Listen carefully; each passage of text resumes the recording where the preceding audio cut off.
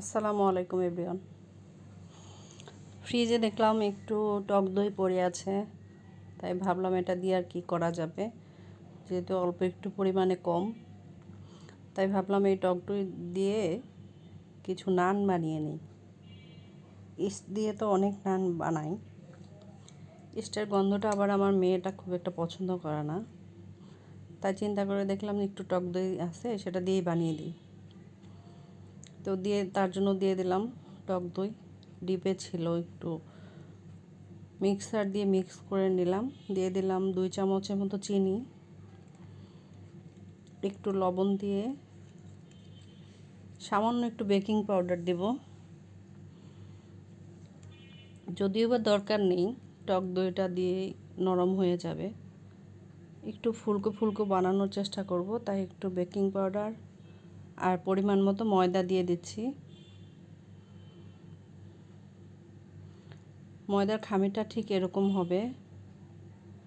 উপর থেকে একটু তেল ছড়িয়ে দিয়ে সুন্দর মতো মেখে নিয়ে এভাবে রেখে দেব 20 থেকে 25 মিনিটের জন্য। ফিরে এলাম 20-25 মিনিট পরে। এবার আমি নানের আকার দিয়ে হাত দিয়ে বেলে নেব। এটা রুটির মতো করে বেলার কিছু নাই, যেহেতু এটা আমি খুব সফট তৈরি করেছি ডোটা। দেখে নিন আমি কিভাবে এটা হাত দিয়ে চেপে চেপে করে নিয়েছি, খুব ইজি উপায়ে। এবং এটা আমি কোনো বাটার বা তেল ইউজ করব না, এটা আমি পানি দিয়ে আজকে বানাবো। পানি দিয়ে ভেজে নেব। এভাবে হাত দিয়ে চেপে চেপে গোল আকার দিব, লম্বাটে দিব না, একটু ডিফারেন্ট করার চেষ্টা করছি।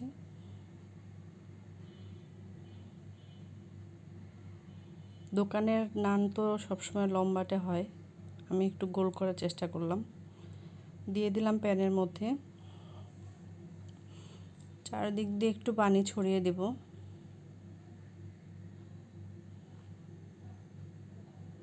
দেখুন কি সুন্দর ফুলকো হয়েছে। এটা খুব সফট হবে খেতে এবং খুব টেস্টিও হবে। পানিটা দিয়ে সিদ্ধ করে নিলে খুব ভালো হয় এবং খুব নরম থাকে। এটা সারাদিন রেখে দিলেও শক্ত হবে না। খুব বেশি পানি দিতে যাবেন না, অল্প একটু পানিতে যতটুকু সিদ্ধ হওয়ার জন্য দরকার হয় ততটুকুই দিবেন। পরবর্তীতে ঠিক এরকম লাল লাল হয়ে আসলে উঠিয়ে নেব।